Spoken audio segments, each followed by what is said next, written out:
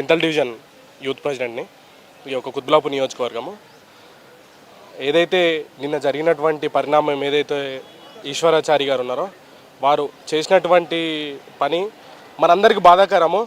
ఏదైతే రేవంత్ రెడ్డి గారు టీపీసీసీ ప్రెసిడెంట్గా ఉన్నప్పుడు వారు కామారెడ్డి డిక్లరేషన్ ఏదైతే 42% 42% రిజర్వేషన్ బీసీ డిక్లరేషన్ వారు పిలిపించుకొని రాష్ట్ర నాయకులు ఏఏసీ నాయకులను పిలిపించుకొని 42% రిజర్వేషన్ ప్రభుత్వం రాగానే 42% ఇస్తా అని చెప్పి ఏదో అడ్డిమారి గుడ్డి దెబ్బల ప్రభుత్వాన్ని ఏర్పాటు చేసి ఇవాళ వారు దొంగ జీవోలు రిలీజ్ చేసుకుంటా ఆ జీవోలు అనేటివి అసలు ఆ జీవోలు అనేటివి పనికిరాని జీవోలు ఇచ్చుకుంటా ప్రజలందరినీ ఒక తప్పుదోవ పట్టించి ఇవాళ సర్పంచ్ ఎలక్షన్లు నిర్వహిస్తూ ఉన్నారు.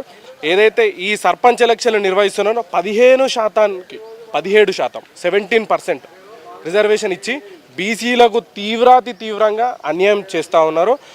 ఆ యొక్క పరిణామం వల్ల ఒక బడుగు బలహీన వర్గాలకు చెందినటువంటి ఈశ్వరాచారి గారు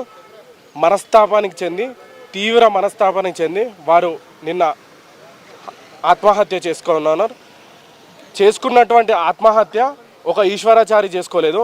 ఈశ్వరాచారి చేసుకున్నటువంటి ఆత్మహత్య ప్రభుత్వమే చేసింది. దీనికి రేవంత్ రెడ్డి బాధ్యుడు, రాహుల్ గాంధీ బాధ్యత వహించాలి.